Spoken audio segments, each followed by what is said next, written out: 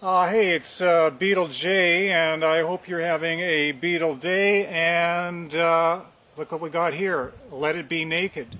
Very,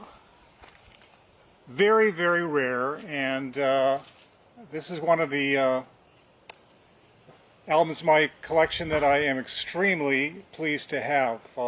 Basically, I got this in a record shop last year. And I guess it was old stock because the guy said he'd never seen them.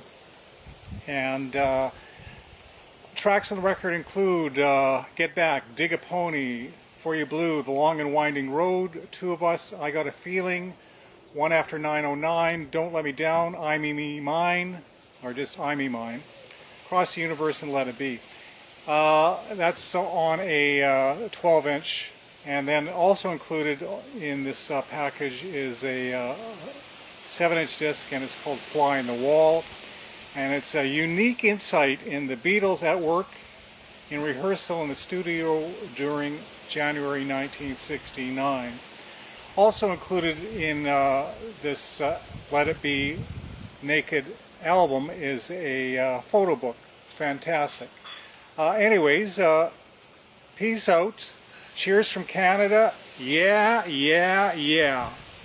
Let It Be Naked was released in 2003 as an alternative mix of the Beatles' 1970 studio album Let It Be. Paul McCartney felt the producer Phil Spector did not capture the group's back to the roots intentions for the original Let It Be album, and so initiated the Naked project.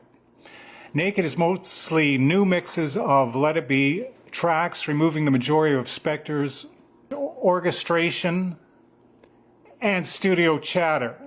Dig It and Maggie May are left out and replaced with Don't Let Me Down and Get Back, which had been released as a single.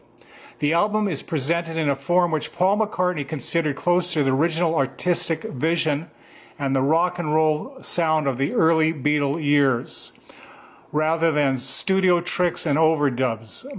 McCartney had not cared for the wall of sound production on the Let It Be album, and in particular did not like what had been done with The Long and Winding Road.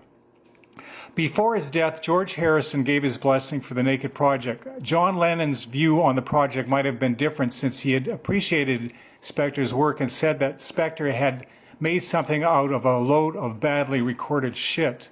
In January 1969, the Beatles were rehearsing for their first live concert in years.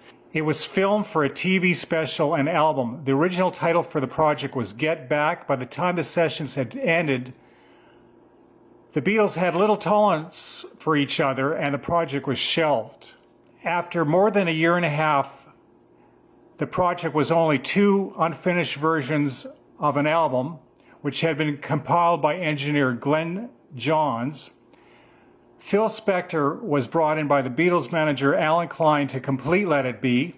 The original album version of Let It Be would be released on May 8, 1970, a month after the Beatles' breakup.